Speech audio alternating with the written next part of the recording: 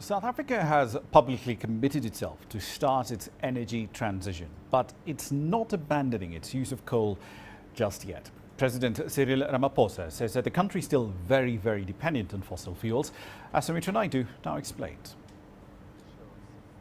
Speaking at a recent ANC briefing, President Cyril Ramaphosa said coal-fired power stations will continue to run their lifespan. Several of these stations, though, are nearing their end of life and are set for decommissioning over the next 2 decades. The just energy transition will continue alongside. As the ANC, we have undertaken to playing an active role in mobilizing all sections of society behind the Energy Action Plan. There's clear direction from the Lekgotla that we must resolve the immediate task of load shedding within a much shorter time frame than what has been projected. A set of actions has been set out to achieve that objective.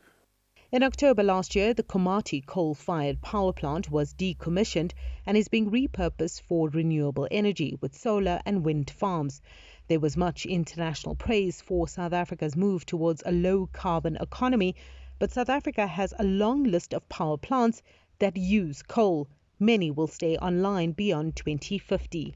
I think there is a little bit of a false narrative out there where there's this idea that, the only reason we're closing coal plants is because of climate change. The big reason is that the plants are, reaching the end of their lifespan, and economically and technically it just doesn't make sense to keep them open. South Africa has secured a number of international concessional climate loans to transition away from coal. However, with 80% of electricity generated from coal, the transition will take some time, especially as the country grapples with a crippling power crisis.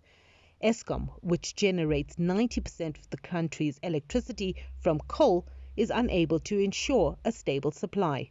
The failure to invest in new generation is really what's got us caught here. And if you look at the schedule for the retirement of old coal plants, and this is just based on Eskom's own assessment of the lifespan of these plants, we are far behind where we need to be in investing in renewables. And if we don't really speed that up, then we face the possibility for even larger energy supply gaps and even larger load shedding in the future. President Ramaphosa said the energy transition will not be a trade-off between low-carbon objectives and energy security. For now, the president's priority is securing a stable power supply. Sumitra Naidu, CGTN, Johannesburg, South Africa.